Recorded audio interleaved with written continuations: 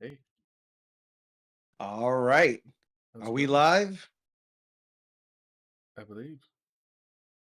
Mm. Let me do a refresh to see. Oh, I Stand have. by, ladies and gentlemen. Here, let me stop that for a second. Right, and we're back. Yeah. Let me see. I believe it is live. I believe so. I'm not 100% sure. Are we live? I hope so. I'm not seeing it. I'm not seeing it show up yet on mine. All right, let me.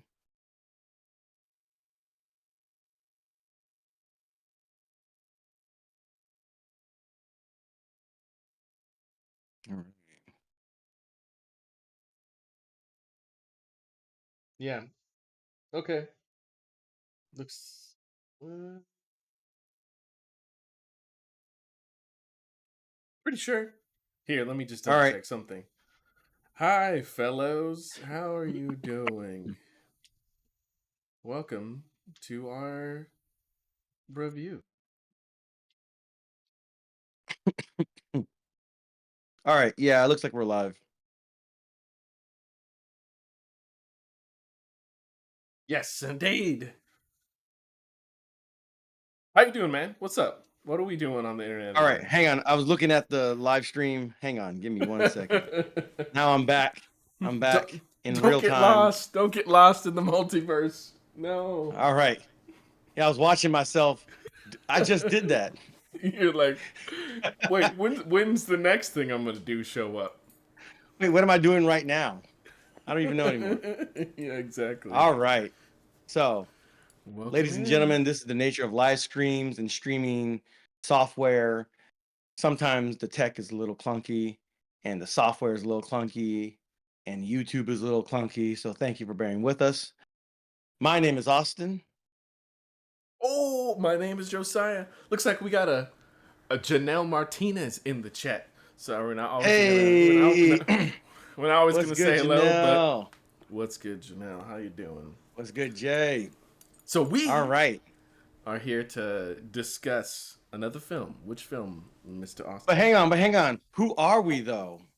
Okay, We we are are the the Super Super Cinema. Cinema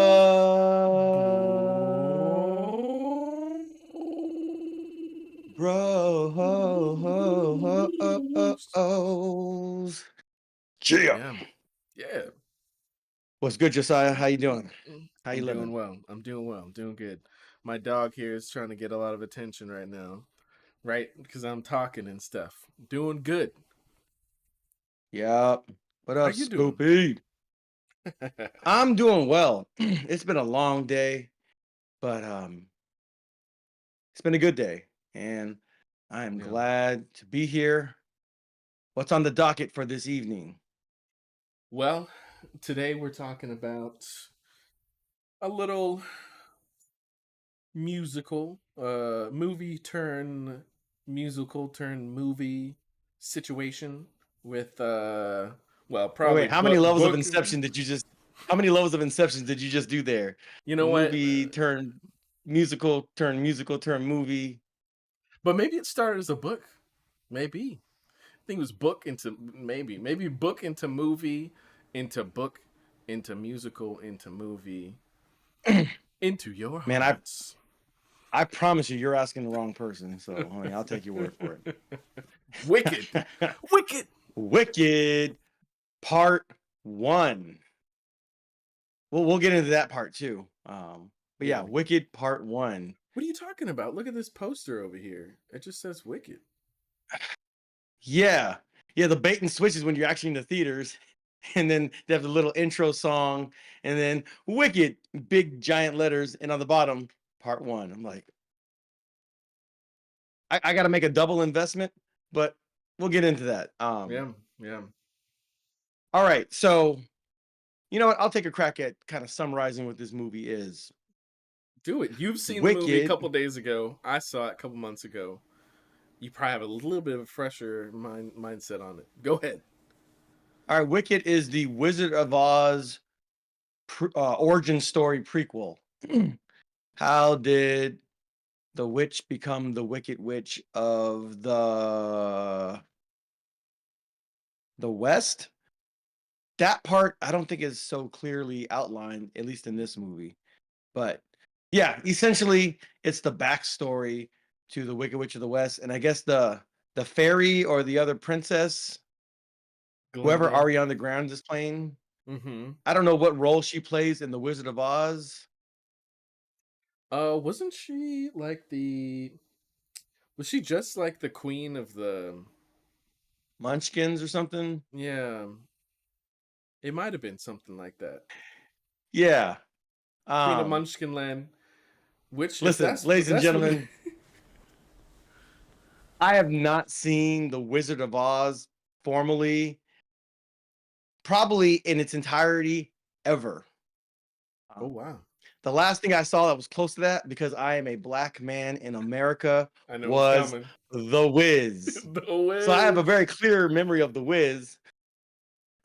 And if this was the origin story prequel to The Wiz, I would be much more excited. And that's not to downplay this movie. I'm just saying that I watched The Wiz within a month or two ago, thereabouts. Really? Maybe as early as Thanksgiving as last year. Oh, okay. This is January 2025. If you guys are watching this after the fact, Yeah. but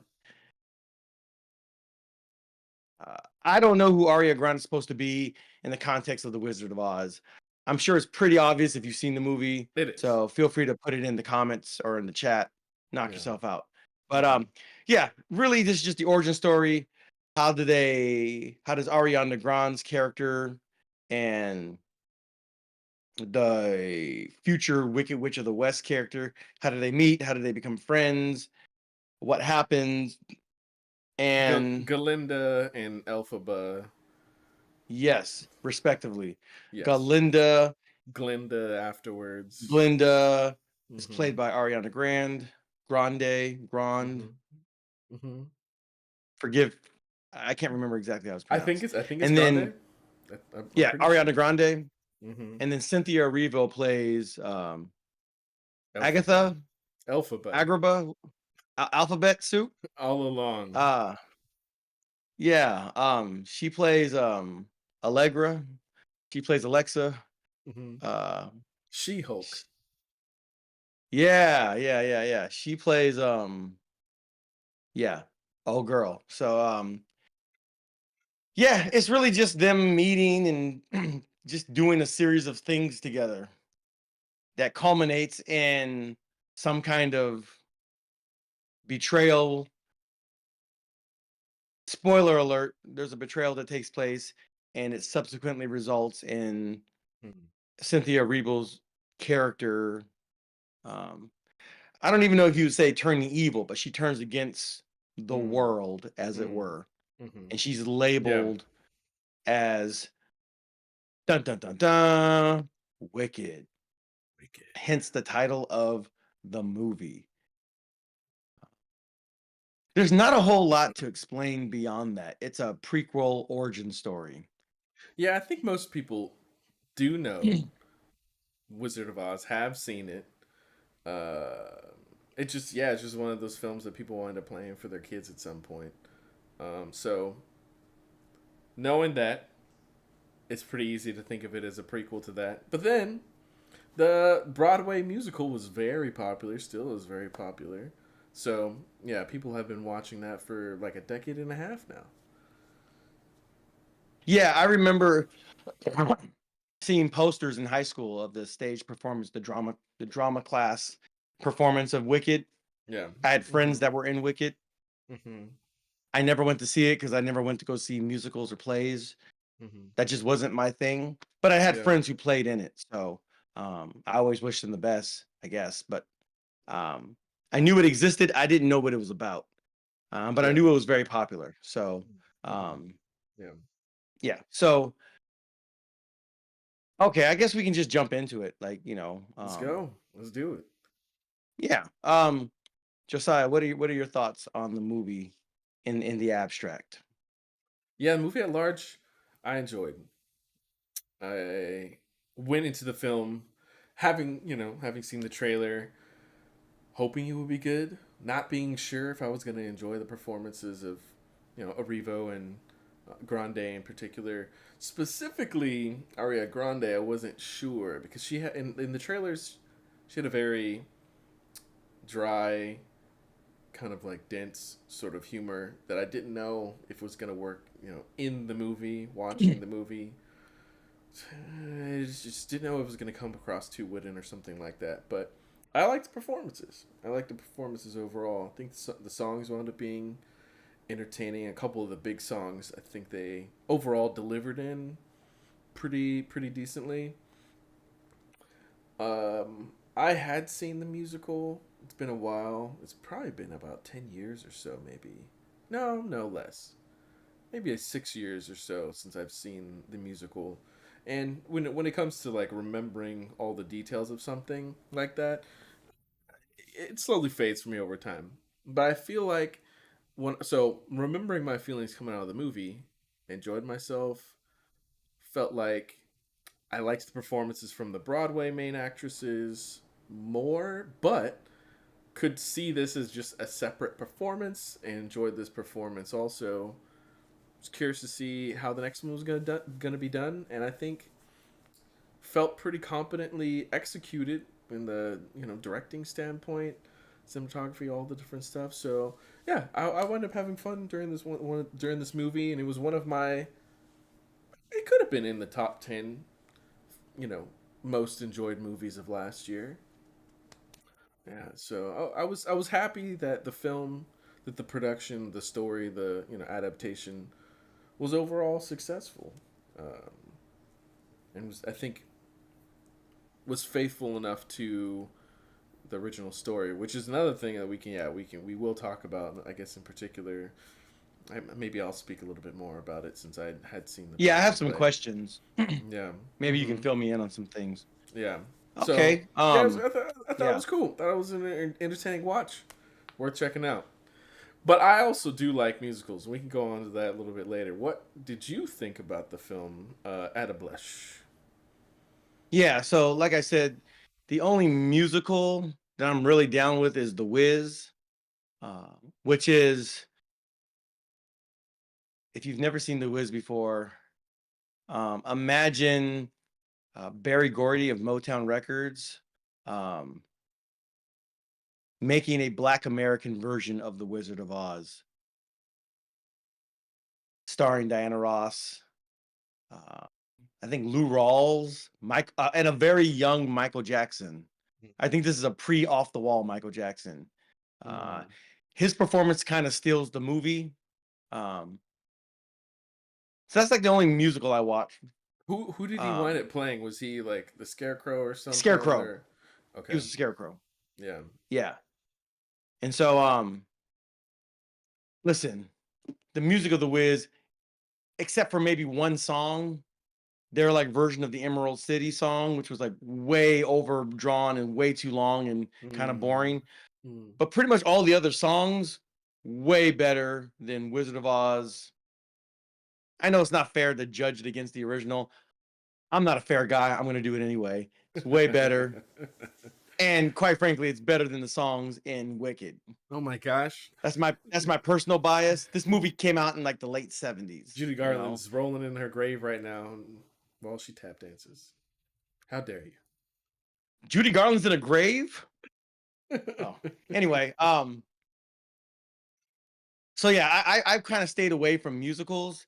Hmm. Listen, technically, if you want to count like Cadillac Records, which is a movie that has like Adrian Brody and Etta James is played by Beyonce, it's not technically a Hmm. musical. For Hmm. that matter, neither is Ray, which stars Ray Charles. But it's a Hmm. lot of music being played in it. You know, it's the music of Etta James, it's the music of Cadillac Records, it's the music of Ray Charles. Hmm. And again, they don't count as musicals. They're not screen adaptations of a play, but I watched those. Uh, So But again, I that's don't watch. pop. I don't. That's pop music though, basically. Yeah, yeah, Yeah, yeah, yeah. I not mean, so it's, not it's music just made specifically for the. for Yeah, yeah, a performance, a play, a yeah, screenplay, or a yeah. playwright, whatever. Mm-hmm. Okay, so it's not my genre of choice. Okay. Having said that, I knew I was going to watch a musical, Mm-hmm. a film adaptation of a stage musical, a play, and so it kind of hard. Excuse me, it kind of made it difficult. It made it hard for me to kind of assess how good the acting was because there's Sure. acting on its own merits, right? Okay. Yeah. And then there's acting based on the stage performance. Stage performances, as I understand them to be, they are generally a bit more exaggerated because you're playing to a large audience normally. And so your actions, your gestures, your voice, your elocution, the way you talk, the way you sing, everything kind of has to be larger than life to a certain degree because you're Mm-hmm. playing to a large crowd. You're playing to people that maybe can't see you as closely. You're playing to people that are right up in front of you and everybody in between. So you have to have like a bigger, larger than life type of performance. And I don't know how well that translates into a, feature film. So, for example, when Ariana Grande's doing that whole like hair twirl thing, I don't know the play equivalent of that. And was it supposed to be kind of cheesy, kind of corny? Was it supposed to be played straight? Was it supposed to be kind of like intentionally silly and goofy? The people that I was watching the movie with in the theater, they seemed to get a kick out of it. But I was like, all right. As far as making a character, stuff like that seems to be a bit on the nose. But again, if that's the way that it's portrayed in the play, in the musical, stage musical, then so be it. So I was like, I might find it corny, but maybe the source material is corny. So Mm-hmm. Mm-hmm. is it fair to like Yeah, it to is. It put that is. a mark against Ariana Grande, or is she just acting it perfectly? It's just the character's corny and written to be corny. Mm-hmm. Okay, so there's that kind of component to it all throughout, right? Now there are some exceptions to that because I don't care if it's a musical, it's based on a stage. Um, Jeff Goldblum's going Jeff Goldblum. Yeah, indeed. And at this point, Michelle Yeoh's going Michelle Yeoh. Michelle Yeah, Yeoh's going to Michelle that's Yeoh pretty true the crap too. out of that role. Mm-hmm. She's the demure, sophisticated, older, more mature, more stateswomanly character. Mm-hmm. Indeed. She's Yeah. in that season of her life. You love to see it. Beautiful. Um, so with the caveat that I don't know what the stage play acting looks like, everybody seems to have played their roles very well, competently, if not really well. Now, in the stage play, is there a super flamboyantly gay Asian dude? I don't know. You can tell me. The guy from Saturday Night Live, Mm-hmm. Mm-hmm. the gay Asian American gentleman that played that Yeah. role. Yeah. Yeah. I is that guy in the play? I don't know. Probably not. I don't remember that so well. I'm sure that those I characters mean, have been different people throughout the different okay, tours, and so they're different actors always bring a little bit of a different personification of the character. So I sure. can't I can't specifically speak to that one. My Yeah. memory's I not mean, sharp enough for it. yeah. But So like, yeah. Go ahead. no, I was just wanting clarification. So it sounds like you were maybe cool with the movie, okay with the movie. You're like, ah, Okay. So overall, yeah, I was fine with the movie. okay, Let me just run down real quick because like my commentary on it is not a whole lot. I see. Yeah, yeah. Production, high production value, set pieces, design, wardrobe, makeup, all of those things were done very well. Mm-hmm. Mm-hmm. I got no complaints on that regard. Um, uh, the singing performances were fine. Um, I'm not expecting Michelle Yeoh to be a good singer. I'm not expecting Jeff Goldblum to be a good singer. So Mm, to the degree that they were auto-tuned to carry a tune or whatever, it's fine. Like I don't care. It doesn't bother me one way or the other. yeah. Um, Yeah, so that's fine. The movie is almost 3 hours long, and it's a part one, so that's kind of a tall order. But I will say, to its credit, the movie doesn't feel its length, or at Ooh. least like you're not like, oh my gosh. Yeah. Uh-huh. I feel like, and this kind of goes into some of the questions I will have later on about like the differences between the pacing of the, musical and the stage production and like the pacing of this movie. Hmm. Because I feel like they kind of stretch things out. Yeah. And I'm not even saying that's a bad thing, but this movie probably could have been like 2 hours, 15 minutes long. There's probably, I would say there's probably about 20 minutes they could have cut out of just kind of stretching things out, stretching conversations out. Uh, Probably could have cut it down a little bit. This movie isn't quite a Scorsese, but Boy, oh it boy. could probably be. I mean, I felt like that opening sequence where they're singing about the witch being dead and they're asking all these questions. Like, some of this stuff was dragging a little bit. So I'm like, they could probably tighten it up in some areas. Um, so okay. Beyond that, yeah, it's a fine movie. For a movie that I would not naturally go to, you recommended I go check it out, and somebody that I work with recommended that I go check it out. So I was like, all right, Hmm. cool, I'll check it out. Yeah. Fine, I'll go watch Wicked. Like, Uh, why not? Like, Goodness. There's nothing out watching right Wicked. now that you should be watching anyways. No. Now there's some other Yeah, fun so I'm like, all movies. right, I'll check it But out. You know, yeah, yeah, I'm a man. movie connoisseur. It's a bit Let's of a let's see what it's about. cultural it's a bit of a cultural moment, you know. Yeah, there were some weird beats in the plot. Again, spoiler alert. So there's a whole scene about, Ariana Grande. Everything she wears is like Barbie pink, but then randomly, for some reason, she has this specific black hat that her aunt made or something like that. Mhm. And then as a cruel jest, as a cruel tease, she gives it to Agaba. What's her name? Allegra? Elphaba. Yeah. Elphaba. Hmm. Alphabet. Yeah, yeah, Elphaba. She gives it to her, Yeah. and then she shows up to like this party, and then she's just walking in there, and she's humiliated because everyone's laughing at her and her silly hat. And then out of nowhere, she just starts doing this like King Tut dance. Yeah. Hmm. Again, I don't know what that looked like or how that plays out in the stage play, but it was like very jarring. It's like, why is she doing this? She's being humiliated. They're all laughing at me. I'm wearing this goofy hat, you know. And then Ariana Grande's character, shoot, say her name again. Uh, Glinda. Galinda. She's the one that like orchestrated this whole humiliation Hmm. ritual. Hmm. That's what it looks like. And then she's like, okay, well, I'm just gonna join her, and then everything's gonna be okay. Yeah. I'm like, no, everything's not okay. Like, you set this woman up to be humiliated, and then you kind of like, because she did something nice for you that you weren't expecting, now you have to like double back. You're still a horrible human being, but Oof. Oh man. Dang. okay. But then like they start doing it, and then like Yeah.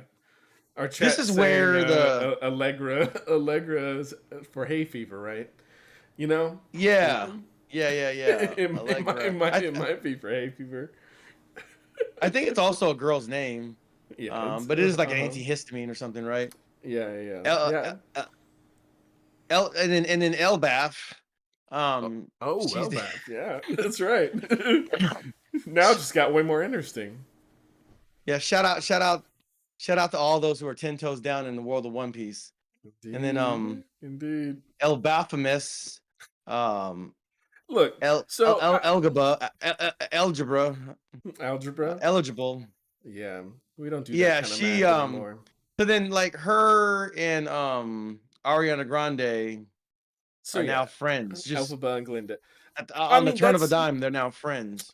Well, yeah, understood. That is, I think They that's had a one of the whole they most. had a whole song about hating each other. A whole a Yeah, whole bit yeah, about yeah, hating each other. yeah. Mm-hmm. And then she has a conscience because oh, she actually did something nice. Oh, and I came and I actually humiliated her. Oh, I got to make this right somehow.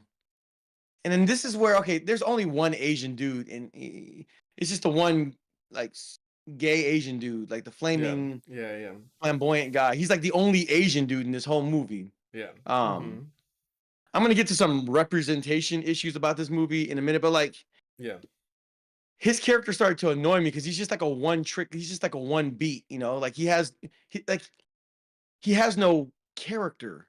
yeah, His whole character is just being flamboyantly homosexual. Like that's his whole thing. Like he has no personality. Like that is his personality.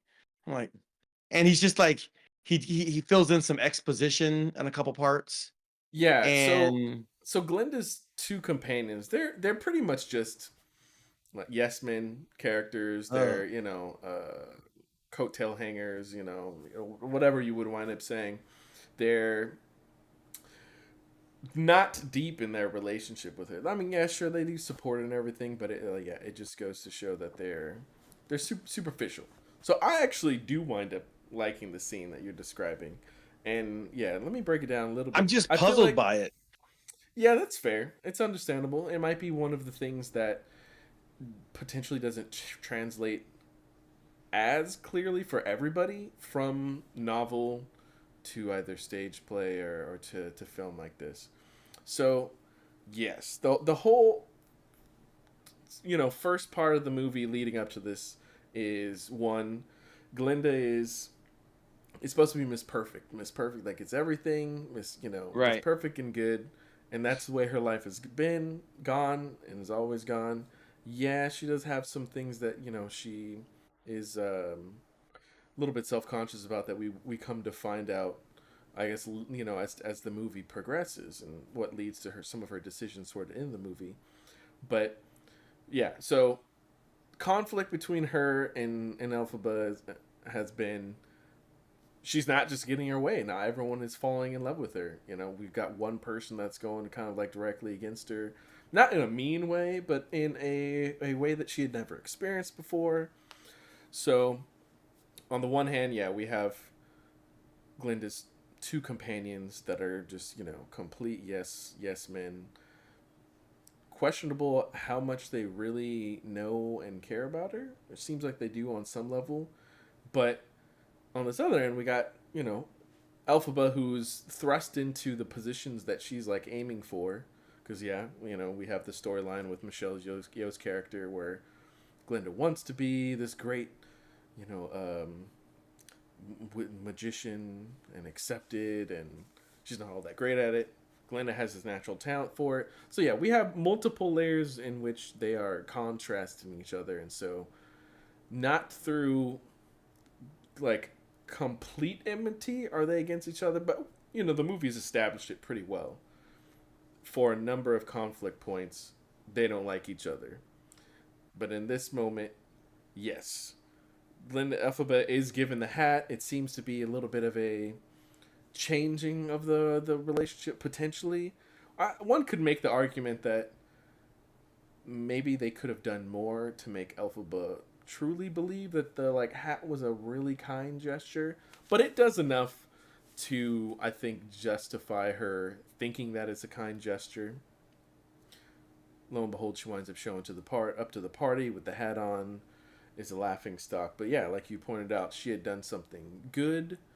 I'm forgetting what specifically it was, but it was something that happened He at the got club, the right? Grand Wizard to take on Her uh as a apprentice, as an right? apprentice. Yeah. Yeah. Mm-hmm. Which is like make basically making her dream come true.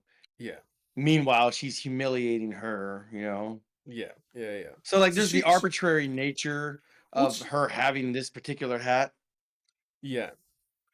even Yeah. though it There. clashes with yeah. Yeah. There. That is somewhat true. I mean, one could, I guess, question how well Glinda's aunt or whoever the family member is that made it for her knows her, and you know decided to give her a black item instead of a pink item when she's all about pink. I guess one could kind of like question that relationship a little bit potentially, but yeah, it's very necessary that she's given that hat specifically, and just for uh, a callback, or I guess not exactly a callback if it's call. I guess it's callback to the story to come that we already have from the movie of the hat. So it's taking an iconic element and introducing into this movie in a fun sort of a way. Obviously, Yeah. it's a you know it's a mean way, and yet again, this movie, even though they're kind of at a college, right? It's it almost feels a lot more like a high school in different ways, and like the huge click element of it. It's like Definitely. Hogwarts High School Musical or something. Like, I Yeah, don't know. yeah, It's yeah, yeah. like So all I I'm trying like to say is it makes yeah. sense. It makes sense that Glinda, being kind of bad, is trying to do this thing, to Elphaba to emulator, and then it makes sense that she starts having second doubts because she's not actually just an evil character. She's supposed to be a good girl with some weird feelings about not being accepted by this new person, and then this new person getting things that she wants.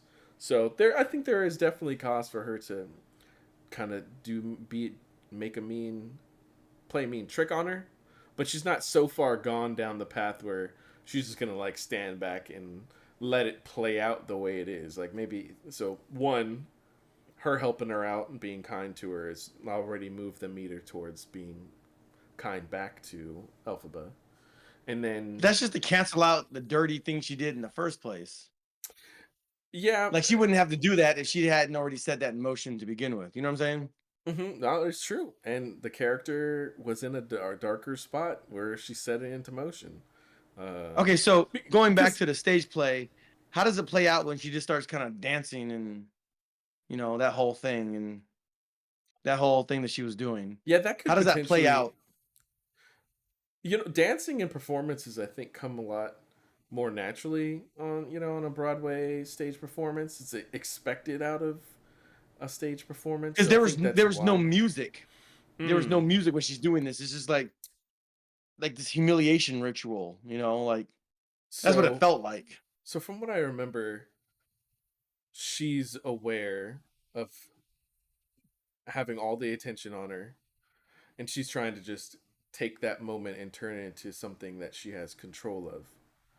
So Like, was that yes. a dance from her family? Is that like a special dance? Like, I felt like there was some missing context that like would have No, I don't allowed. think it's no prior dance. It's just Oh, like okay. instead of just either sitting in the awkwardness or just like up and running away.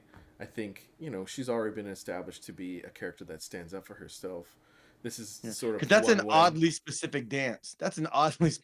I mean, this is the I'm humiliated in public dance. Well, so Whatever she was doing. I don't know. Like, this is true, but I'm just puzzled by that whole thing. I just don't so know. Maybe there's something I'm missing.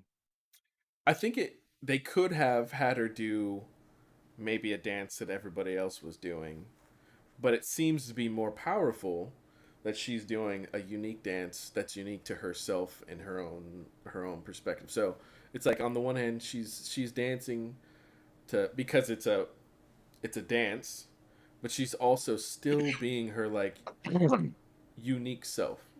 And so they wanted her to be then accepted for being her unique self. So the fact that everyone by the end of it is doing like her own dance, I think isn't you know empowering moment for her, that not betraying like who she is as an individual. So All right. because Um. she always has some way that she is kind of slightly rebellious. uh she's not like rebellious in the movie at any point in a well till the end I guess, in a very like direct or malicious way, but she always would have something like witty to say, or in regards to people like gawking and staring at her skin color, and making comments about uh, her sister being better than her or something like that. Like she's shown throughout the movie that like she finds her own way to be like obstinate or rebellious, but not in a mean way. So I think this Okay, was just. so in the stage play is Mhm. is Elgaba's sister in a wheelchair? Is that whole thing part of the play, or is that something they added for the Mhm. movie? No, I remember that being in the play too. Okay, Yeah, okay. yeah.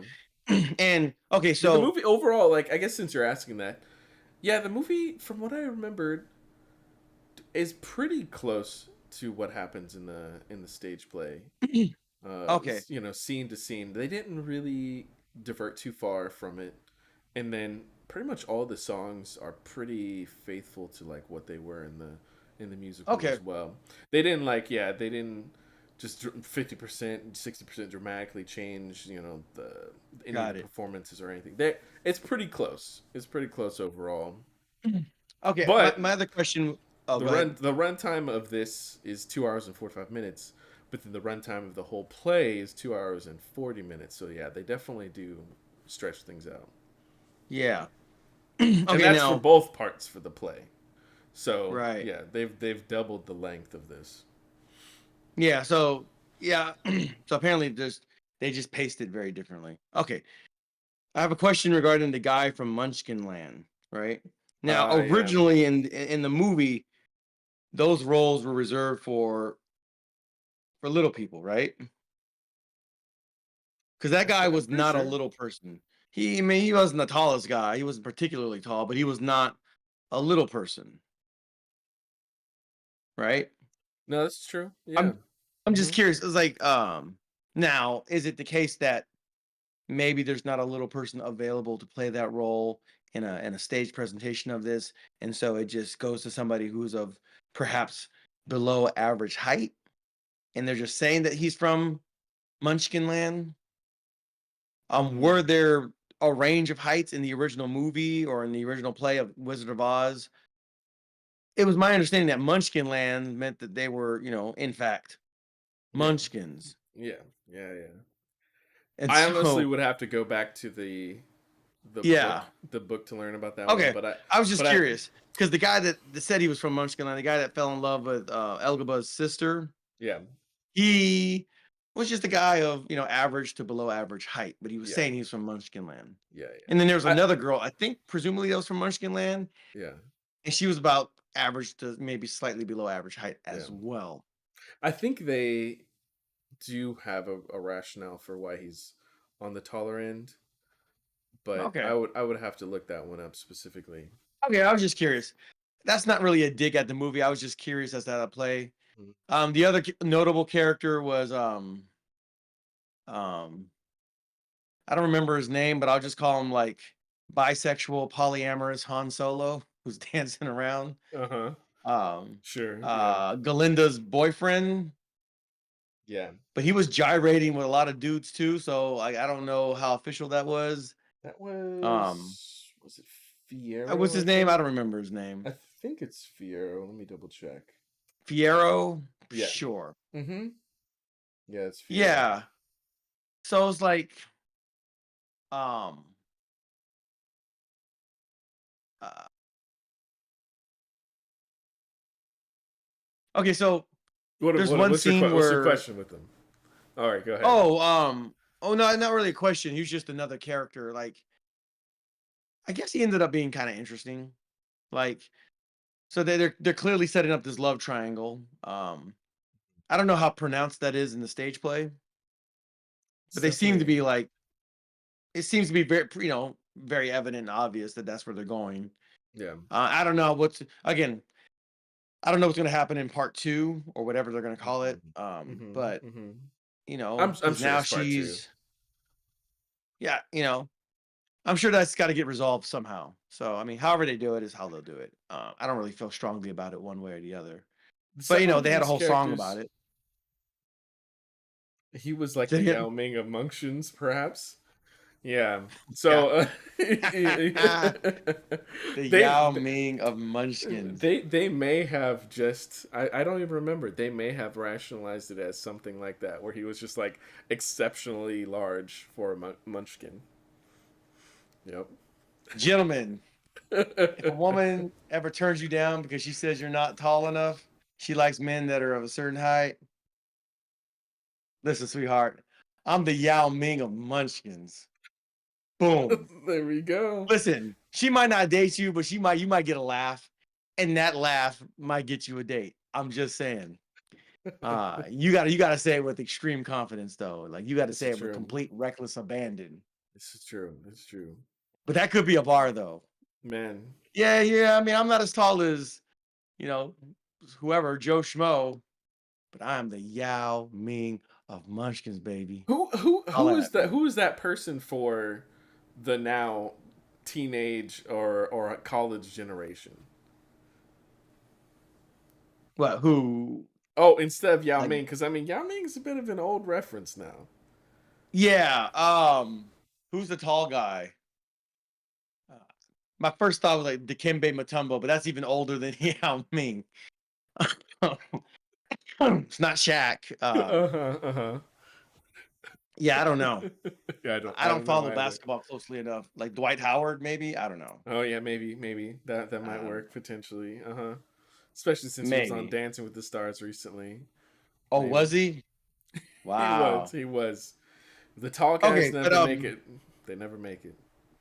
yeah. So regarding Fiero, Yeah, Fiero.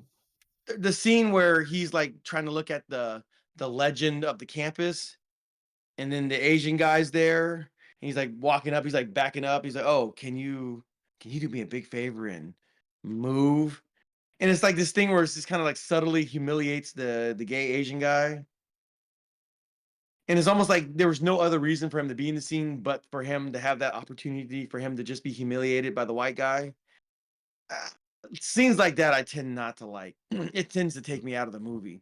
Fair. Yeah. It didn't have to happen. I don't know if it happened in the screen in the stage play, but it's just like the Yeah, guy so has no personality to begin with. He's just there to be flamboyantly homosexual. Like he has no personality. He has no character arc. Like his whole purpose for existing is to be a sidekick to Galinda and to be as flaming as possible. Like yeah. they wrote him nothing except, some little exposition here or there to move the plot along. But that's pretty much it. He Yeah, has no purpose, no meaning beyond that. so yeah, this is another element of being able to recognize that this came from a musical and was adapted pretty directly from a musical. Okay. Not that all Mm. okay, in every story you do have tertiary side characters, supporting Okay. characters. So it's just super common in musicals, especially just to have like characters that are just nothing but like comedic relief, um, or wind up maybe being fodder for the depiction of a more main character to be executed on screen. In which this one is showing that Fiero is he's introduced in kind of a heroic way, but then we also see through his song and through his actions that he's like actually just like a completely selfish sort of a guy also at the same time, and is like trying to be overtly rebellious and also just completely hitting the stick. So while he on the surface is supposed to be like, oh, good and amazing, we get glimpses of like, oh yeah, you've got a bit of a screwed up kind of heart sometimes, and sort of modus operandi. So similar to Glinda, where it's like she's gotten everything that she ever wants and all the attention. He's the guy version of that, and so Okay. they have moments throughout the story showing that you know that doesn't make them perfect people by any stretch. In fact, if you can look past like the facade and glistening kind of you know eminence that they give on the outside, like there's some messed up things about them that they need to grow in on the inside. Yeah, it's just like, yeah, I guess scenes where like a character that again doesn't have much of a character to begin with, they're just there to be the butt of a joke. It's just I don't know, those types of scenes in movies in general tend to just take me out of the movie. Fair. Um, Hmm. Now sometimes like that scene will be like the main character who's kind of nerdy or goofy or whatever, and then he gets embarrassed and it's part of like it's normally a guy, but sometimes it's a girl as well. It's part of like their story arc or whatever, their hero's journey of like I was a loser, but now I'm a cool guy, or now I've arrived, or I succeeded, or whatever.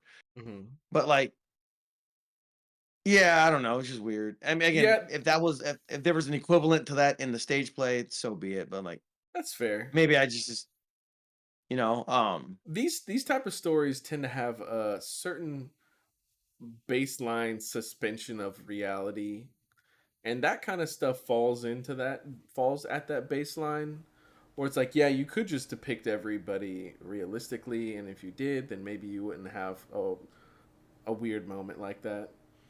But yeah, again, like suspending the reality, a lot of characters wind up just kind of being like tools or vehicles to kind of move the other characters along, or depict them in some sort of yeah, way. So it's just kind of one of those, those moments where he wound up being a tool for Fiero's, revelation of his character.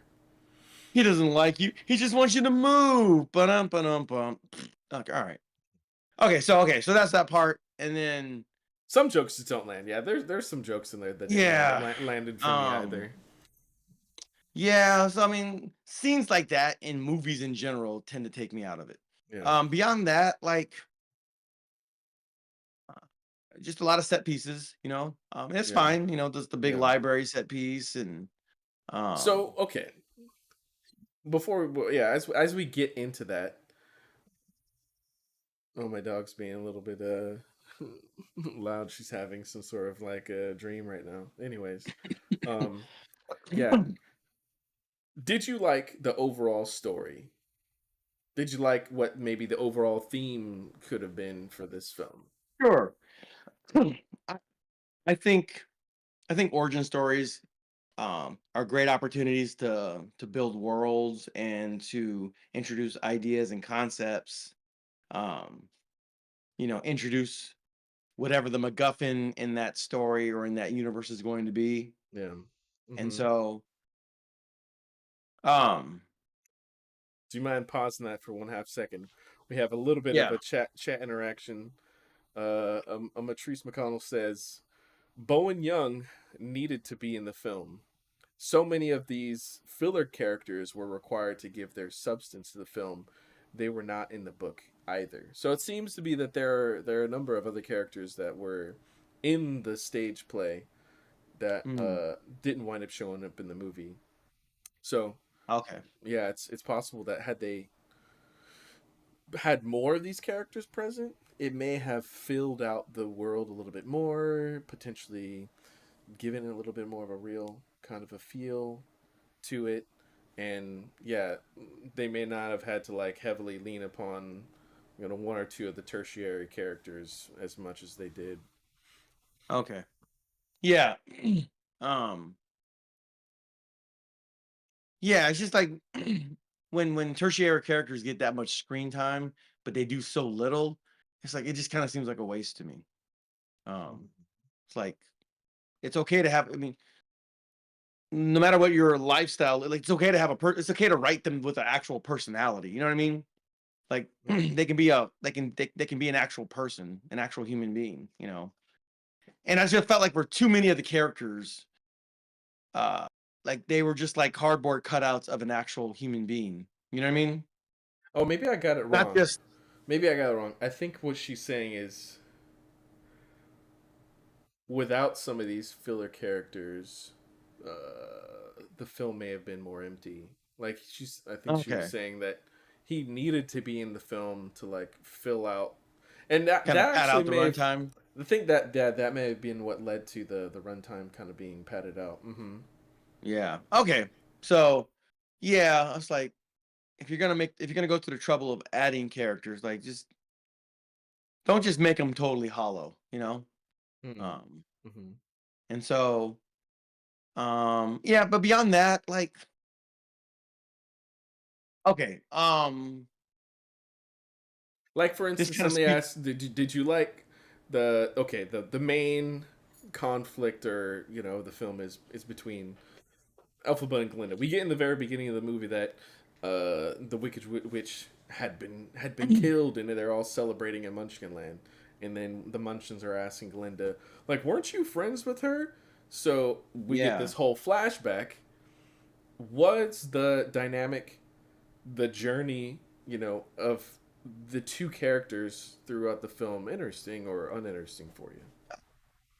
it's fine. It's pretty like standard generic. Like we don't like each other, and then we do like each other. It's almost like Pineapple Express or something, you know. They're friends, and then they're not friends, but then at the end of the movie, they're friends again. You know. Um, Mm. I came away kind of feeling like their whole relationship and the dynamic between the relationship was a bit muddled, kind of a bit mushy. Mm. It's like, okay, they met each other, you know, they don't like each other, but then they have that weird incident where she does something nice, she does something mean, but then she kind of guess makes up for it by doing the same dance thing. Somehow Mm. that squares that all away, somehow, some way. Because she's the And then popular kid that everyone, yeah. yeah, so she Hmm. kind of made up for it by making her popular by extension. Hmm. Hmm. It's kind of like got this whole Mean Girls thing going on. Okay, so they're friends, and then they go to Emerald City, and then there's a bait and switch. They're using Elgaba for her powers for the military industrial complex surveillance state. Um, Hmm. like okay, so and then so then like they're running away, but then only one of them, only algebra, um, only algebra actually Yeah. like leaves, and it's like, all right, well, Glenda's character is like, all right, well, are you what side are you on? Okay, you can't go, but you're kind of implicated in this, you know. But then it's kind of like this weird thing. But then they sing, and I hope you're happy, and then Algebra has to go fly off and be a witch now, and then Glinda stays, and it seems like she's just being used as kind of like a useful idiot and a pawn. And Michelle Yeoh's and Jeff Goldblum's Yeah. scheme to cover their own tracks Yeah. because they did some genetic engineering on these monkeys, giving them wings through the power of magic or something. Yeah. So See, the one thing that I Machiz here thought says, was I think we'll get more fleshing out of their relationship in part two. First, finish your okay. thought. Yeah, go ahead. Yeah, so the part that I thought was actually really interesting, that I thought was like, "Ooh, that's kind of cool." When Jeff Goldblum was talking about the monkeys, like he looks at the birds with such longing in his eyes. I'm like, "Oh, that's an interesting." Okay, it's like, "Oh, this is how the monkeys get their wings." Oh, that's kind of interesting. But it seems by inference that that was just a lie that they used to get her to do the magical bibbity bobbity boo to make these things fly. So it begs some certain questions. How come they just didn't get some birds to do it? You know what I mean? Like, why did they specifically have to give these monkeys wings? I don't know. That Ooh. seems kind of arbitrary. Well, we got to fit this into the Wizard of Oz. So, but like, if that monkey was a bit more anthropomorphized and like they had more of a personality, maybe spoke like Caesar from Planet of the Apes or something, and gave a little sonnet, maybe even gave a little song about I want to fly or something like that, or just something to that effect, Mm. to where it's like, okay, oh, well, maybe if I read this, oh, and then I can give you wings, I can help fulfill your wish, and then it becomes this big mutant experiment, you know, and then all the monkeys get wings. Apparently, Hmm. Yeah, yeah, it's a yeah. it's a it's a Groupon deal apparently, and so Hmm. And then they just, all right, well, we're part of the surveillance state now. That's a radical like transition. What, yo? Yeah, yeah.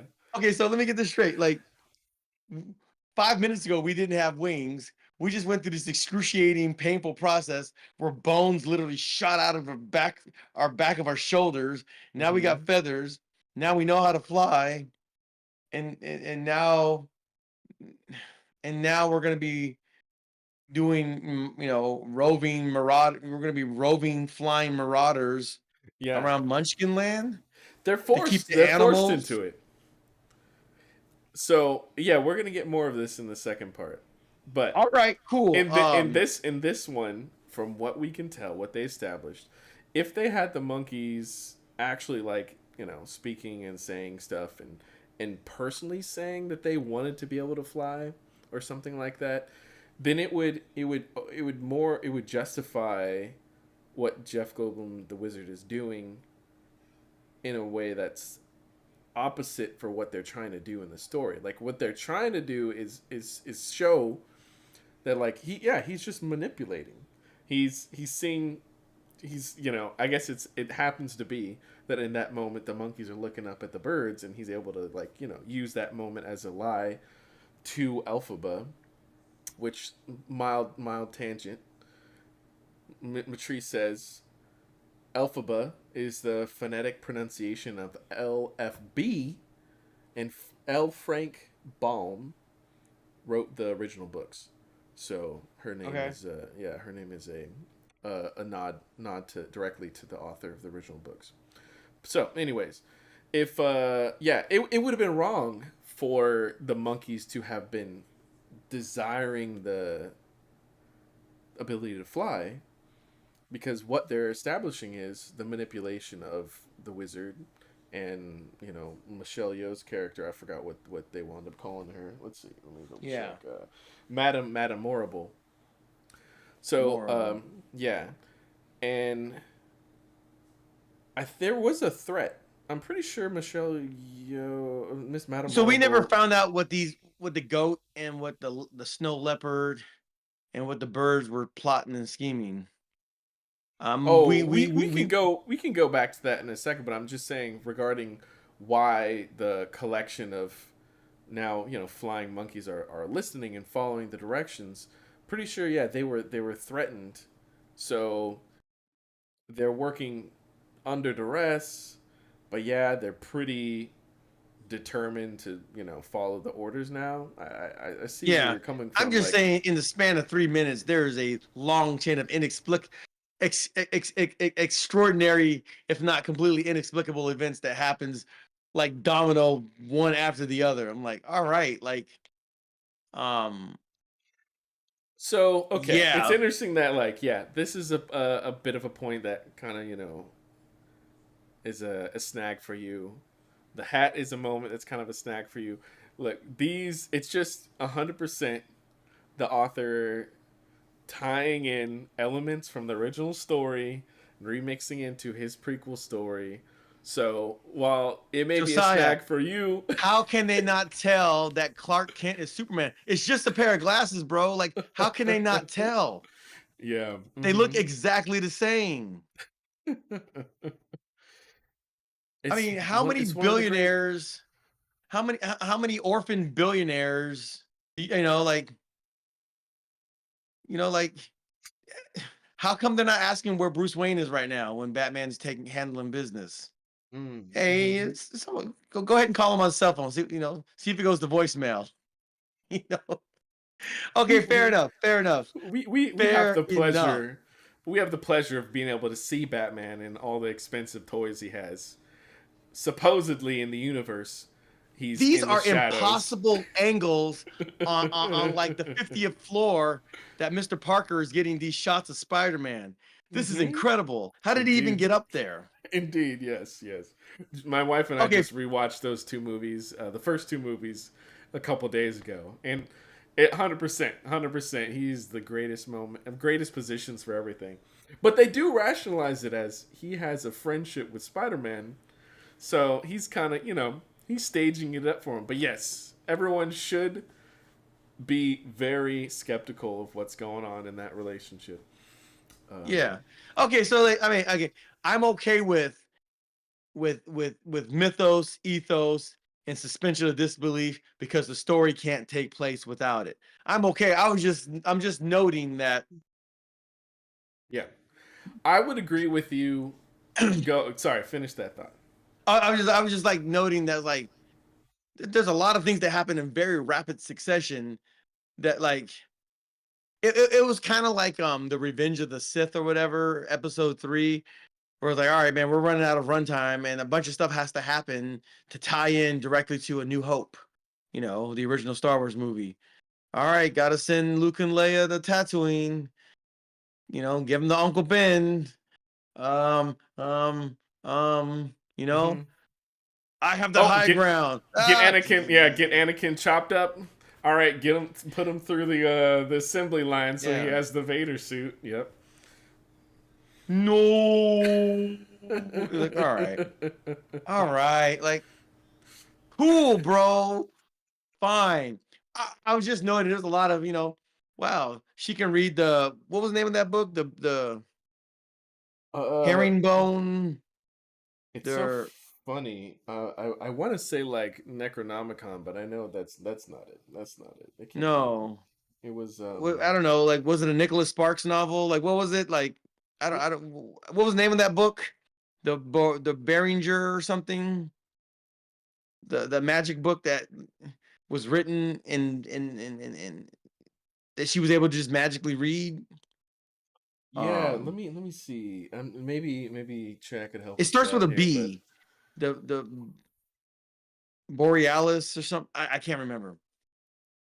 I can't remember the name of that book, but it's like, wow, she could just read it perfectly. And then she can just perfectly give these monkeys wings, and then they're gonna turn on her. The Grimoire. That's The, right. oh, it started with G, yeah. The Mm-hmm. Grimmore, the Gryffindale, yeah. So Mm-hmm. uh yeah, there's just a lot of things that like very conveniently happen in rapid succession towards, you know, in the third act. I was like, all right. But then they like, okay, so Glinda and and Alphabet. algebra, Alphaba, you know, Uh-huh. they go up the hot balloon and then they end up on the top floor. They got time to sing each other a song, Mm-hmm. Mm-hmm. and they stretched that out for a little while. I'm like, wow, this is, you know, like Yeah. there was no tension anymore because like, all right, well, we got enough time to get this song out, so they ain't gonna catch us before that, you know. And Oh, they locked that door real tight, man. Oh yeah, real tight. sure, why not? And so, and then like, I guess she's gonna get that broom. I forget why the broom. No, the broom was there to barricade the door, right? But then it just became like, Mm. oh, okay, you're gonna fly on this thing. Um, Now one thing I did like was just on a very like the way that the way that it showed her kind of like holding on to dear life on this like Mm-hmm. this Mm-hmm. this broom that nobody would ever actually use to sweep anything with because it's like the handle's like way too big and it just doesn't make Mm. sense to use as an actual broom. But Mm. to fly on, I'm sure it's totally comfortable. But Mm. like she was like holding on to dear life. She's like, ugh, and then like it was almost like she had to tame it to get used to it. Mm-hmm. And I actually think that kind of works. And then they do the whole like Neo, he's the one from Matrix Reloaded, where she's like, it's like that Superman, Oh yeah, you it's know. really effective. I like Hang on, let that me do that stuff. again. Let me do that again. Whoa. Whoa, whoa. Uh, all right. We're the Super Cinema Bros. We do critical film analysis. We got movie shots. We got shots on Yeah. shots. Mm-hmm. Yes. We We can tell you do. what we liked. I don't We think tell I you what got we didn't anything. like. Oh, close up. We tell you if you should watch the movie. Mm-hmm. Thumbs up Oh yeah. or thumbs down. Mm. All right. Anyway, Yeah. So so yeah. yeah, So anyway, no, there's a lot of stuff that winds up happening in that at the end of the movie. I think I would agree with you in the one area of the way it's executed in this ending, I feel like Glenda would not have stayed behind. Like it would have been so easy for her to jump on that broom and leave with her. The way they had like the way they had undeveloped, not developed, unfurled the evil plan that Madame Morrible and the wizard have. I was like, there's no way Glinda would have stuck behind and then been okay with whatever happens to her. You know, if one would were they gonna like punish her or capture her or torture her? Like she doesn't know that. Like they both ran away. She might just get off by them because you know they ran away from the plan. Would she be used to get Elphaba back so that the wizard could use the Grimoire more? I don't know. I do know what happens and what they do in the coming movie with her. I don't think makes as much sense when she like she basically stared the devil in the face and saw like how evil those two characters were. And for her to do what she's gonna do in the next movie, I don't think makes any sense the way it was executed in this movie. The way it's executed in the play, I think is a little better. And maybe it hinges upon one interesting detail that I have, I guess my one opinion that I have. So the personification, the performances or execution of the characters is a little different between this and the stage play. They're pretty similar in the area of like, yeah, everyone loves Glinda, she's a good girl and all that stuff. And Elphaba, yeah, she's hated, but she's very talented. You know, she's got a heart of gold also. But I think in the movie here, Glinda comes across, at least to me, as more intelligent, more socially aware in a way than she does in the stage play. I think in the stage play, for me, she came across as, I guess, more naive or more dense than she More does in ditzy. here. Yeah, yeah. Like I believed watching the play that her level of sort of like awareness was low enough that she could hear the plan that was gonna be put into action, still And be not be duped clear by on it. it, and kind of be duped by this version of Glinda. I'm like, yeah, no, I He think she clearly came knew it was across. bad. Yeah, I felt like she clearly had to have known it was bad. The fact that she's staying behind, um, for the reasons we'll see in the next film, doesn't work as well for me. I know why they're doing it, but it just didn't work as well for me personally. Okay. I don't know what's going to happen next, so I'll just have to wait till what, November, when the Mm, movie comes out, the I sec think part 2 or whatever they're gonna call it. it's got to be, yeah, it's So got to be called part two. Yeah, let me double I check. was told it was gonna have its Yes, own title, but November 21st. sheesh. Oh, actually, they're gonna call it. My bad. It's called Yeah, I Wicked. heard. Wicked for Good. Yeah. That's I heard it had some, yeah, Wicked for Good. Mm-hmm. So I'm sure there's some double entendre meaning there. Mm. Um, just like the title itself is like, you know, it's well, I mean, it's just what she was called. Thanks Now for I'm Trees for now I'm updating. so in the very beginning of the movie, it shows that she was, if you watch Wizard of Oz, I'm sure you saw, she melts. Mhm. And then the beginning of this movie, it just shows the aftermath of that, just the hat and the puddle of water steaming coming from it. Mm. Mm-hmm. What makes her particularly susceptible to water? I'm hoping they get into that. I'd be kind of interested to see how that Mm. um present, Yeah. gets explained. I don't know if it gets explained in the play. I would have been really interested to see if, like, when she goes, oh, I can't fall into, they go on the boats or whatever, and maybe she was really scared of like falling into the boats because she has some extreme allergy to water or something like that. If they were foreshadowing that, but there was nothing like that in the movie, so I'm guessing whatever it is that makes her susceptible to that will be explained in part two. Yeah, they didn't get to it in this one. Yeah, Yeah. it's. Mhm. So I mean, those are little details that I'm kind of interested in. There's like the alliance with the animals that I'm hoping that turns into a thing. the love triangle needs to get resolved or, handled one way or the other. So Um, getting more information.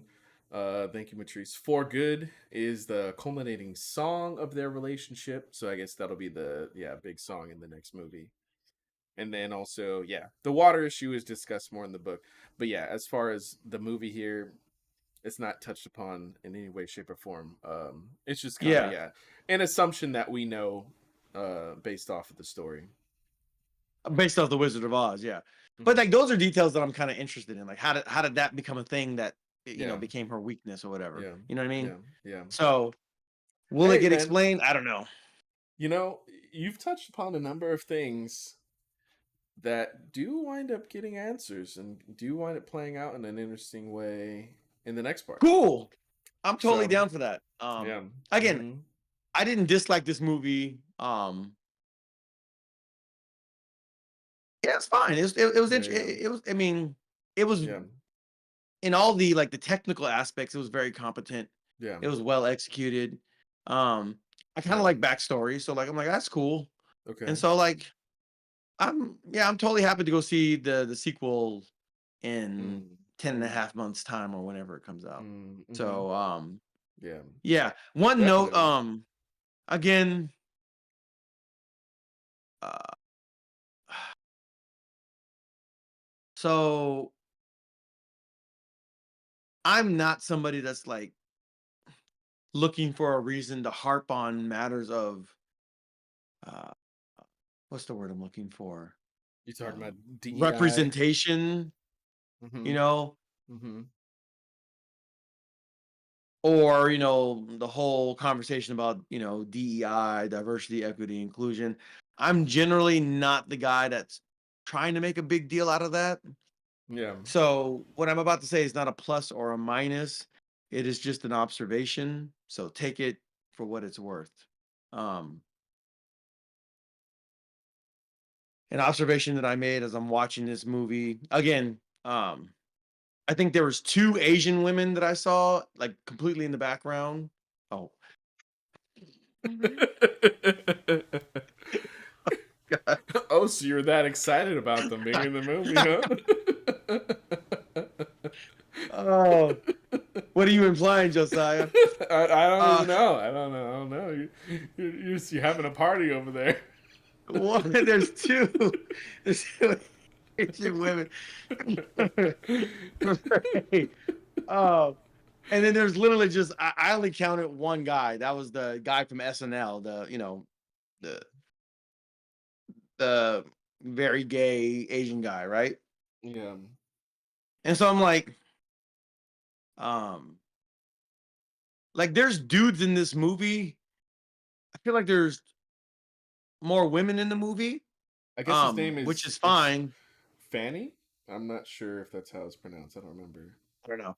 So I was like, Anyways. it's interesting. And then like I just noticed like in all the dancing numbers, it's like there are black guys, but there's like I think there's two guys that were heterosexual presenting, and then all the other black guys are like just like super effeminate, super flamboyantly gay guys. And it's just an observation that like white Hollywood seems to have this preoccupation and fascination with like black men in particular and like non-white men, in the abstract, Mm, like mm-hmm. making them as like super flamboyantly, effeminately gay as humanly possible whenever they get a chance to do so. Um, and that came across to me as I'm watching the movie. Now you can feel about that however you want, good or bad, but like there's like this propensity to like hyper or over or super represent black men in particular Mm-hmm. as effeminate, um, flamboyantly Yeah. homosexual. There seems to be, dare I say, some kind of agenda in that. I mean, again, it's even worse if you're Asian. There was only one dude, and he was like, So I mean, if you're a gay Asian person, I guess maybe you feel represented. I don't know. Maybe not. Maybe you don't care. Mm, But yeah, it's just like yeah. white Hollywood seems to be really, really preoccupied with presenting certain communities in a certain way. And Yeah. that definitely comes across in this movie. I'm like Yeah, very, very, very strongly. yeah, I understand where you're coming from. Yeah, it's like Um, okay, like gay black men I represent a did, small minority of black American men in the abstract. But you would think that like if you I mean just going based on movies and based on representation, how things are presented, like you would think that like, every other guy you see that happens to be black is like a flamboyant homosexual. And that's just not a reflection of reality. But it seems to be something that they're very, very fixated on in these movies. yeah, So hmm I don't know, make of that what you will. Again, that's an observation. I'm not gonna render a judgment, right or wrong, good or bad. Like folks can come to their own conclusions about yeah, that yeah, and whatever they perceive to be an agenda. But yeah, it's something I definitely noticed. I'm like, all right, like that's what they're doing. yeah. So, I wonder if you can there make of would that what you be, will. yeah, I wonder if there would be someone's position on a film to track that sort of a thing, and say, oh, we need more of this representation, less of this representation. I'm not sure if there is specifically, but I will say, you probably know, uh, within the LGBT community, the Wizard of Oz as a thing is it's pretty big. It's pretty big, for the the group, I would say. Oh, So interesting. I think I yeah, didn't that I didn't know.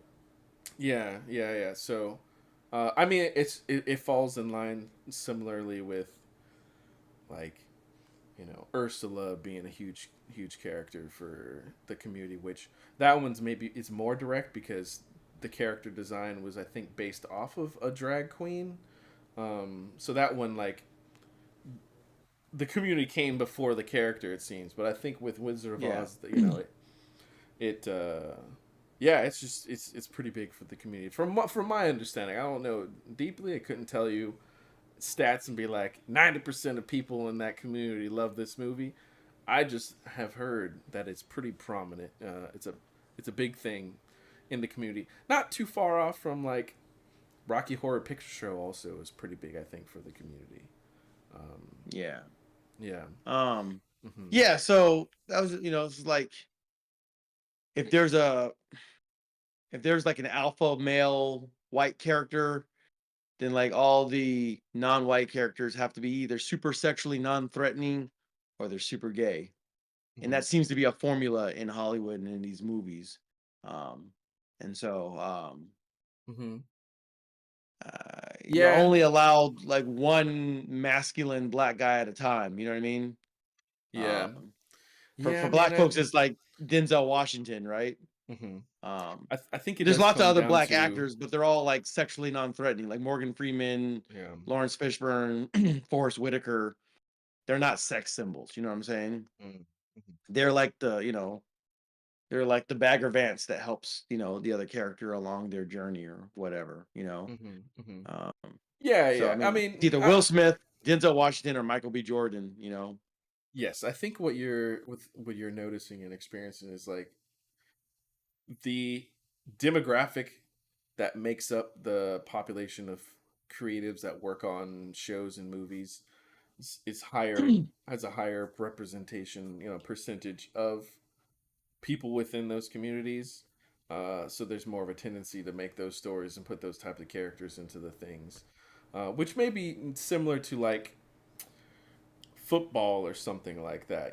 There's a much higher percentage that people involved in football are potentially conservatives because it's so big, across certain demographics of The United States. Heartland, the Yeah, Bible Belt. yeah, Yeah. yeah. But like both of them, like, you'll get a heavier representation. You mean they're both widespread across the world, but they're, like, representing demographics of a smaller makeup. So, and then in turn that has an effect on the rest of the world, and the rest of the world kind of winds up incorporating, what they see and hear in the Right. media and all that stuff. But I 100% understand where you're coming from.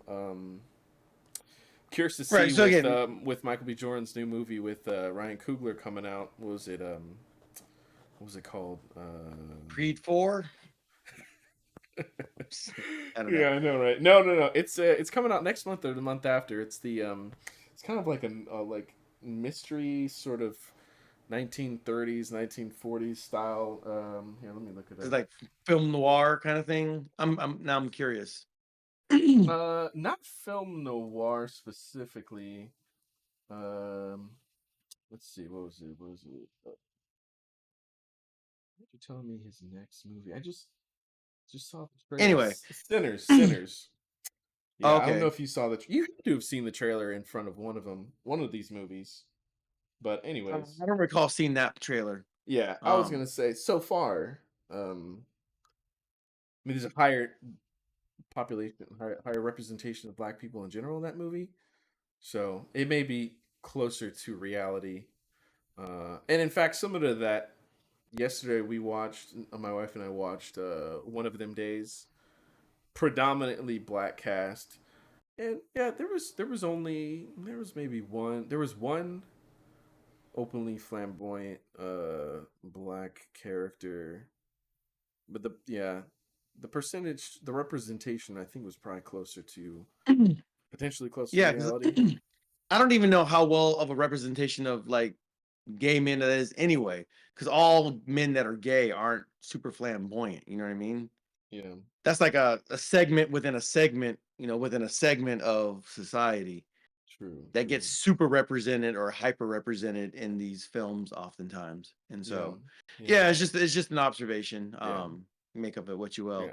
But And then what I that was saying is aside, like if there was gonna be yeah, a movie that had a higher representation, it would have been this film, which I I think was disrespect. less than expected. I was expecting way more, but Yeah, I mean, it's a musical, yeah, and like you said, musicals draw a certain audience. yeah. Um, there You might be had a brought higher up rep. earlier.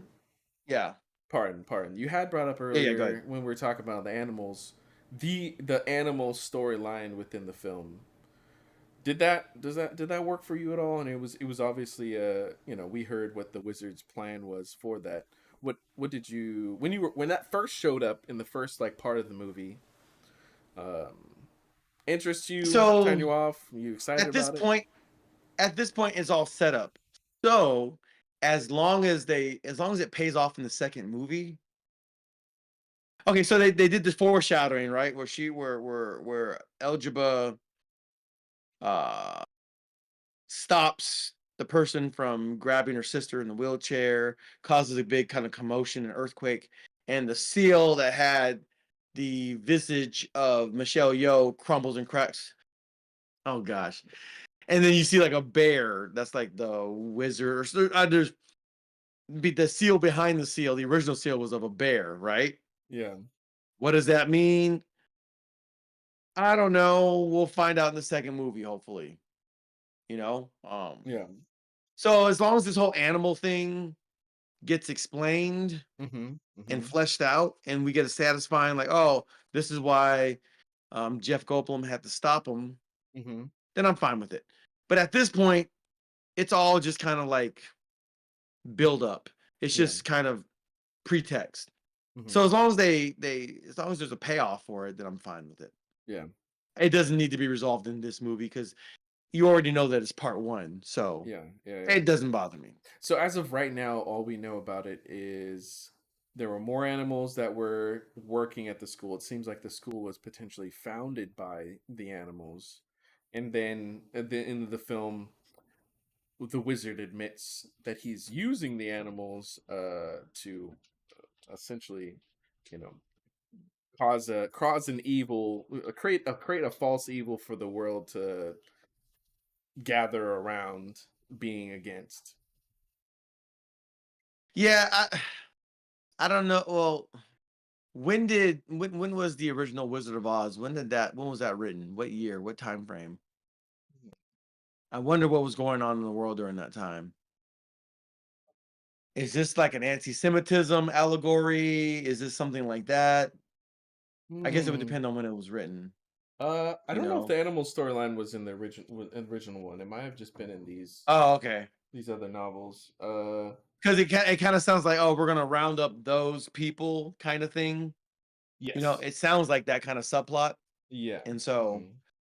if that was part of the original book, I was like, oh, was that written in the 20s, 30s, 40s?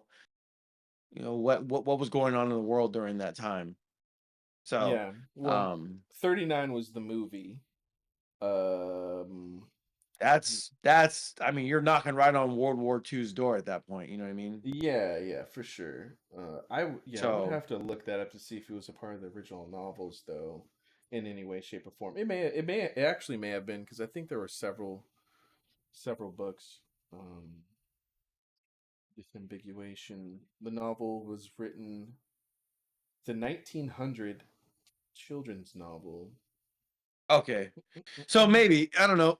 Maybe there's some allegory or allusion to the treatment of certain groups of people. I don't know.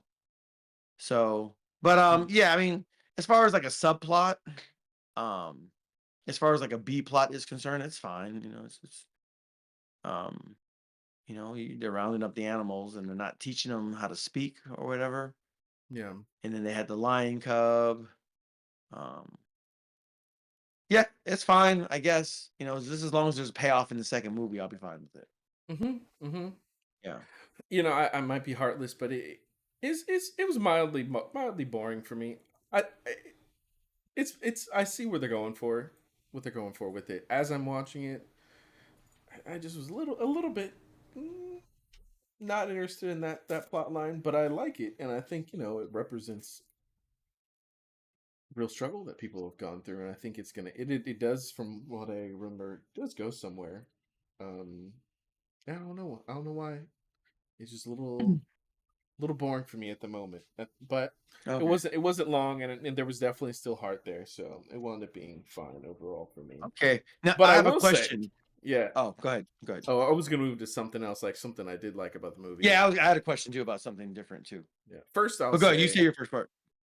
um, you were describing Elphaba's first flight, and yeah, I thought it was executed really well. I enjoyed, like, not only the choreography of it, but I think the way it was paced, and it was a really cool moment where she's in peril falling, and she sees her younger self as she's falling, in the window and everything. And I think it ended in a really rousing, exciting way for me. And she executed that song very well. It's cool seeing the behind the scenes for it also. The fact that she's actively singing as she's being like tossed around on these wires and stuff is very impressive.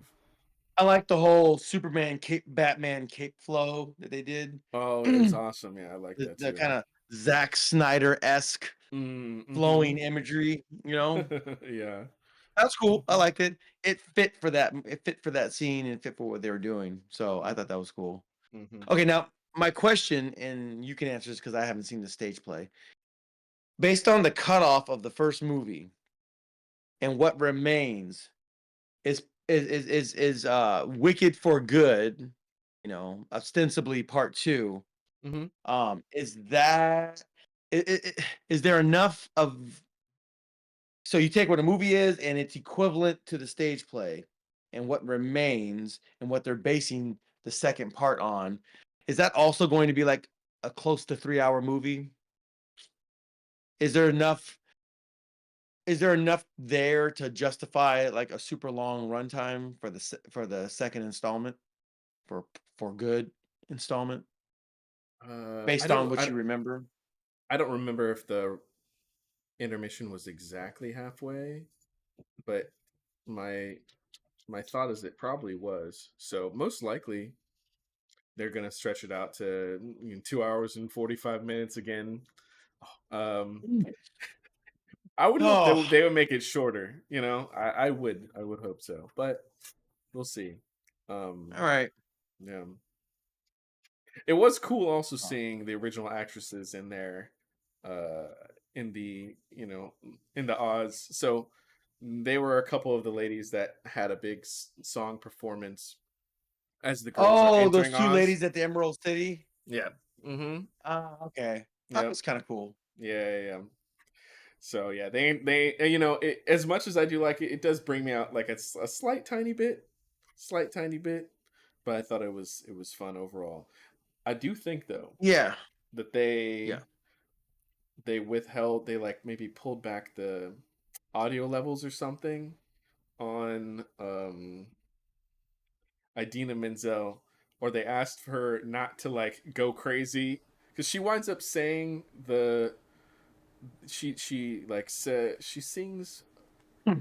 just for a half second that like big moment, you know, that you would see on all the commercials and trailers of, you know, Hmm. Elphaba like on the broom singing like right before she goes into the, you know, to the end credits there. Idina Menzel has like a slight moment where she does that too, but I could tell they had her like hold it back, and it may have been because they're like, we don't want her outshining, you know, Cynthia Erivo at the end of the movie. Got it. What was I gonna say?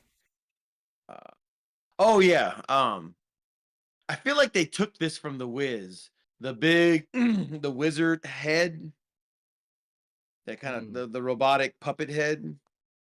Um, Mm. it reminds me of what I saw in the Wiz. Yeah, they And I don't know if it looked probably. like I don't know what it looked like in the original black and white film, but I actually kind of liked that. I thought that was a cool part of the whole aesthetic.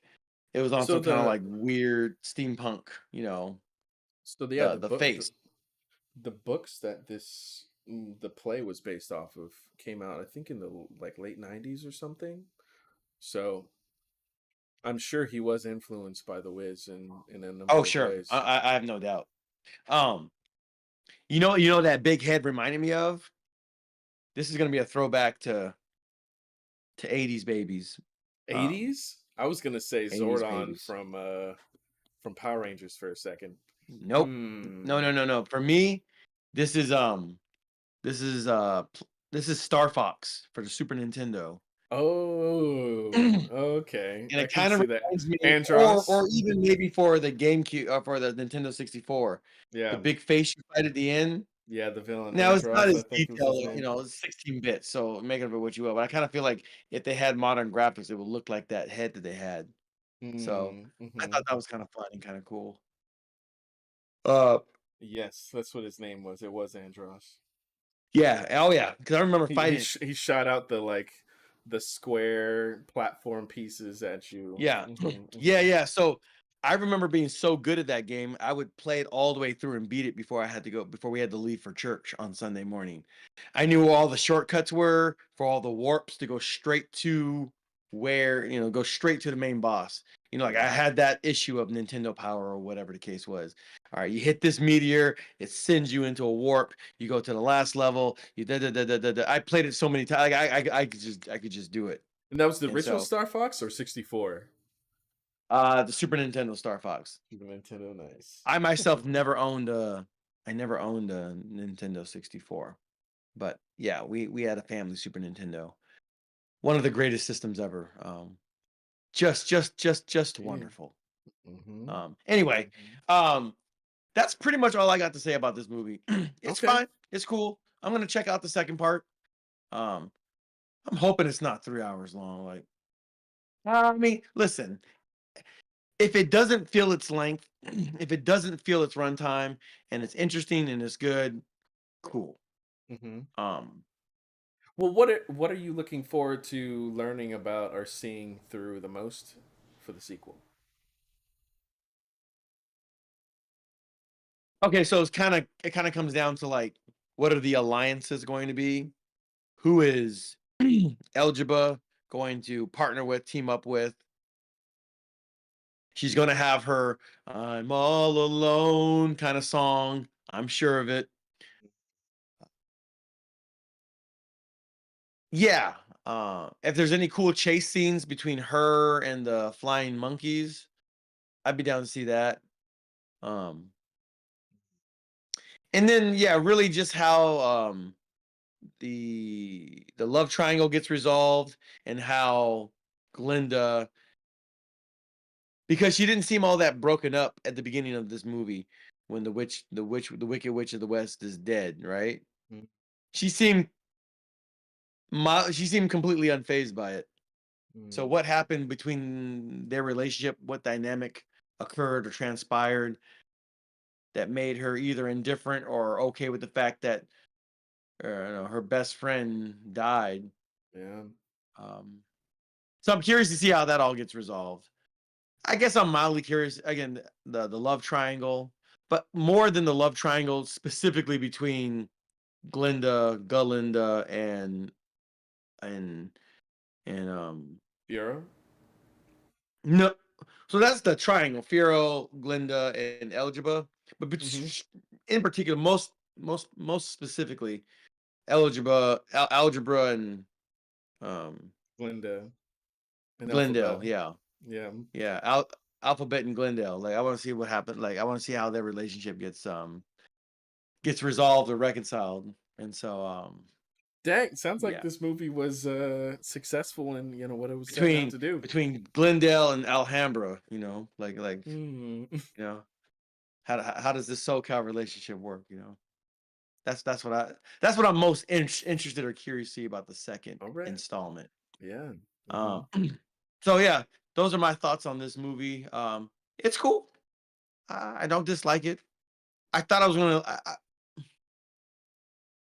I was prepared to dislike it. I ended up not disliking it. It was fine. Hmm. And yeah, I'll check out the second one. Dang. High praise I don't coming know how from much of a Austin over here. I don't know All how much of right. a ringing endorsement that is. Well, you No. virtually hate musicals. So, it's a pretty I big don't even know that endorsement. I hate them. I just not interested in watching them. Mm-hmm. Like I don't hate stage plays. I just don't have much interest in seeing them for the most part.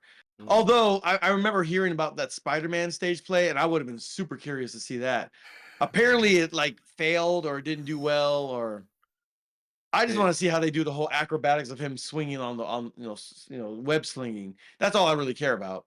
yeah. It Um, crashed. It crashed and burned pretty hard. And yeah. if I'm not remembering incorrectly, I think someone may have gotten hurt. Uh, yeah, at some point. That's probably I'm what sure ended several it. people got hurt. Yeah, like, I'm sure lots of people had concussions and broken arms and all kinds of stuff. Um, And I would pay to see that. yeah, Listen, you and I went to Japan. We went to Tokyo Tower to look at the whole One Piece exhibit, and there was a stage performance. Okay, check this out, ladies and gentlemen. My favorite part of that. So you have the okay. You can skip this whole part if you're not in the One Piece and you don't care about any of this stuff. Go ahead and just delete this from your memory banks or have, just have skip. have a good night. Have a Yeah, good night. yeah. Have a good night. This is now the Road Poneglyph Reading Club podcast. You two But did we do the watched. Spider-Man music. Sorry. Yeah, yeah. Go ahead. Go ahead. Yeah, yeah, yeah. So, but if you're interested, One Piece, whatever, they did a stage play. The main character, he's a rubber man and he can blow up his limbs. Do you remember they had the balloon Oh yeah. the, of the Oh of the yeah. of the fist? The way they executed that was brilliant. I thought it was amazing. I thought it was lovely and wonderful. He was really Um, good. yeah, I know Naruto has some stage plays. I think maybe even one of them was coming to America or something. I don't know. It's like if it's anime, I'll check it out. I probably wouldn't care to watch a Jujutsu Kaisen stage play or any other one that isn't Naruto or One Piece. But if it was Naruto or Yeah. One Piece, Yeah, I'm pretty sure I saw check it out. a. Was it a My Hero Academia? I think I saw My Oh Hero yes, Academia. yes. Yeah. I'm not even that big of a fan of My Hero Academia, just conceptually and the art style and the conceptualization of some of the superheroes and the monsters. It's kind of Mhm. it's kind of hit or miss. It's kind of whatever for me. Yeah. But I would check out that stage play if it came into town. Just Hmm. because it would be fun. It would be like, how did they do those costumes and what did they make it look like? I would check that out.